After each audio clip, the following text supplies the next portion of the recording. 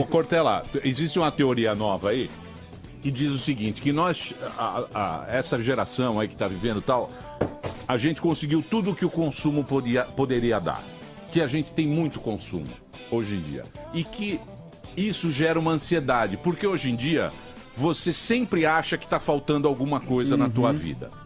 Então, eles dizem o seguinte, que você tem que limpar, deixar exatamente o necessário para você ficar mais calmo, para você falar, isso é legal, isso é o suficiente para mim. Você acha que vai para isso ou você acha que esse consumo vai ficar, eu preciso do iPhone Olha 7, que do coisa 7S, maravilhosa. 7.3 e tal? Você levantou bem.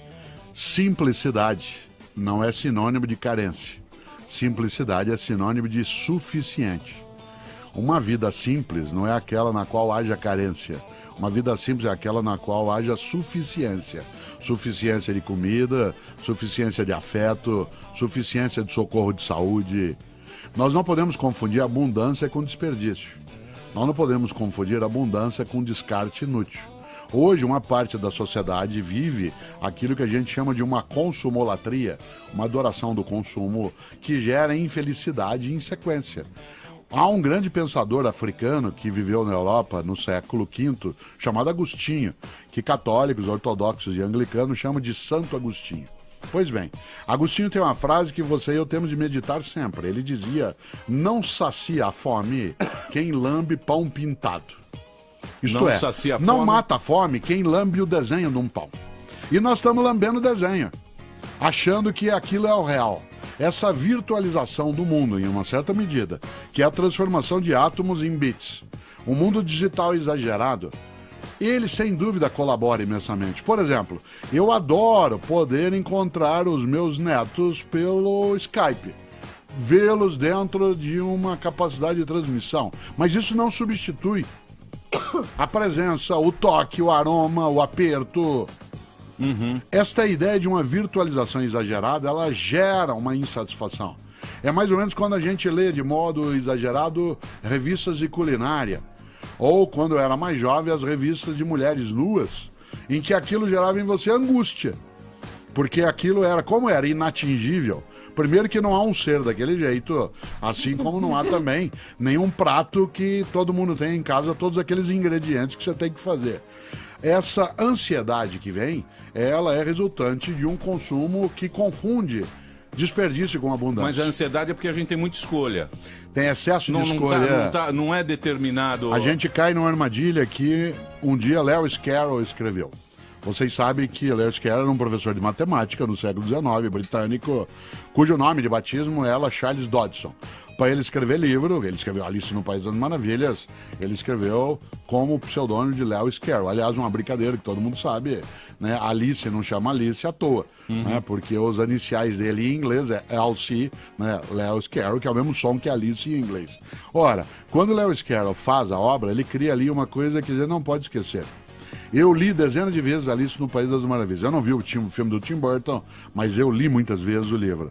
E tem alguns personagens que eu acho maravilhosos. Primeiro que Alice no País das Maravilhas é um livro de filosofia. Aliás, todo o filme Matrix, o primeiro deles, que é o único que faz sentido, né, ele é todo em cima do Alice. Tambodrilar. Se você se lembra, né, em cima, a Alice, a história do Alice no País das Maravilhas, é uma menina que está andando no jardim, cai num lugar, não sabe onde está, vai atrás de um coelho branco, e aí nada mais faz sentido. E o Matrix começa com isso.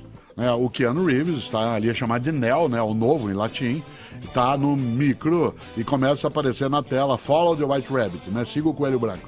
Nessa hora toca a campainha, abre a porta, tem várias pessoas, entre elas uma menina com um coelho branco tatuado. Aí começa a história. Você quer a realidade, você quer a ilusão?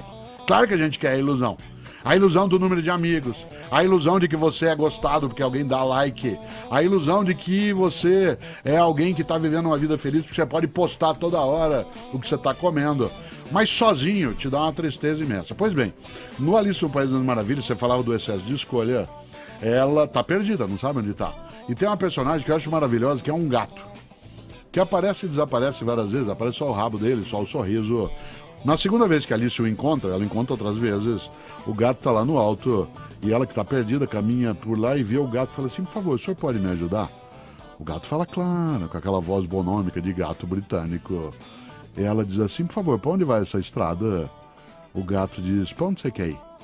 que é a grande pergunta da vida. Sim. E aí ela disse, eu não sei, eu tô perdida. E ele responde, o gato, pra quem não sabe pra onde vai, qualquer caminho serve. Certo. Pra quem não sabe pra onde vai, qualquer caminho serve. Por isso, uma parte dessa consumolatria, desse consumo desesperador, advém da capacidade que algumas pessoas estão tendo de não fazer escolhas, de achar que pode escolher tudo e o resto. De ter tudo agora já ao mesmo tempo junto. Por isso... A frustração, ninguém quer se frustrar. Claro, mas a frustração é parte da vida. A vida não é como um game em que você reseta e ele começa outra vez. Não dá pra dar stop. A vida não tem recuo digital. Não dá pra dar um hill ainda nem um forward. Em que você vai e faz, a não ser na memória. Nós estamos criando uma geração de pessoas, e a responsabilidade é nossa, de adultos, que confunde desejos com direitos. Que acha assim, eu quero, você tem que me dar. E existe a necessidade de esforço em relação a isso. E mais do que tudo, a ideia de simplicidade. Por que nós, que moramos em São Paulo, passamos por uma crise de abastecimento de água imensa, que agora, de maneira perturbadora, está sendo sanada, né? Porque nós confundimos abundância com desperdício.